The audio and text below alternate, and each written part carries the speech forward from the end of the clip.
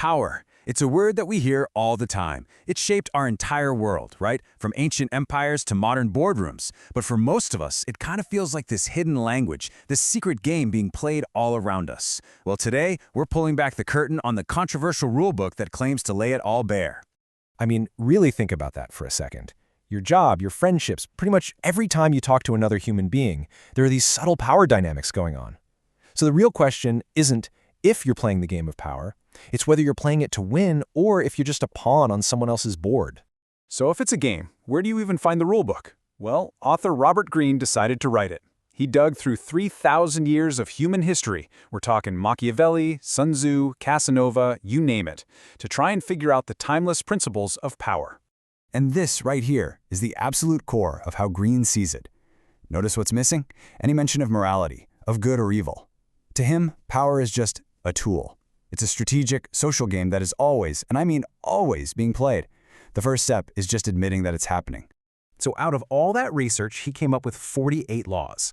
Some of them are just brilliant strategic insights. Others, honestly, they're pretty chilling, kind of cynical. But every single one is designed to give you an advantage. So let's dive into some of the big themes. All right, the first major idea you have to grasp is all about perception. Greene argues, pretty convincingly, that in the game of power, who people think you are is way more important than who you actually are. Your image, your reputation, that's your most powerful weapon. This law perfectly captures that idea. I mean, think about it. Being invisible is the ultimate form of powerlessness.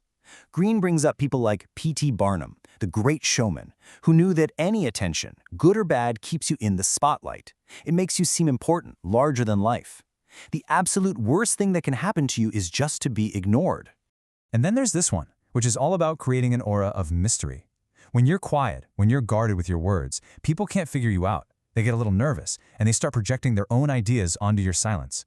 They often assume you know more than you're letting on, and that gives you this incredible sense of authority. So the big takeaway from this whole theme is this. Your reputation is not just something that happens to you, it's a strategic tool you have to build and protect.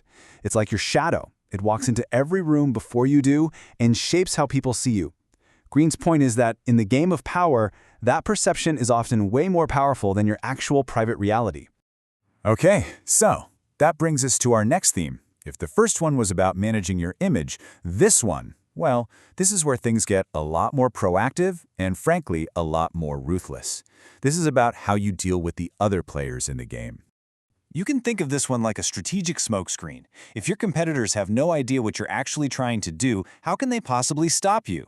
You use decoys and red herrings to make them look one way while you're secretly achieving your real goal over here. By the time they figure it out, it's already too late.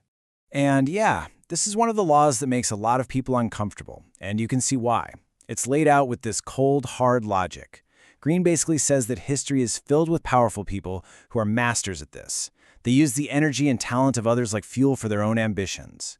It's cynical, for sure, but he insists it's just a pattern he observed over and over. Now, this is a super important point we have to make. Greene and his defenders always say that he didn't invent these rules. He's not telling you this is how the world should be. He's just acting like a historian or a scientist, holding up a mirror to thousands of years of human behavior and saying, look, this is what the powerful do. This is what has worked, like it or not.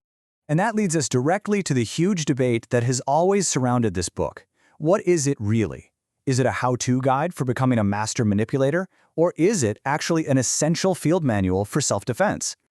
So on one side, you have critics who call this a sociopath's handbook, a book that promotes paranoia and distrust. But on the other side, you have its defenders, who say that's a completely naive way to look at it. They argue the book is actually a shield.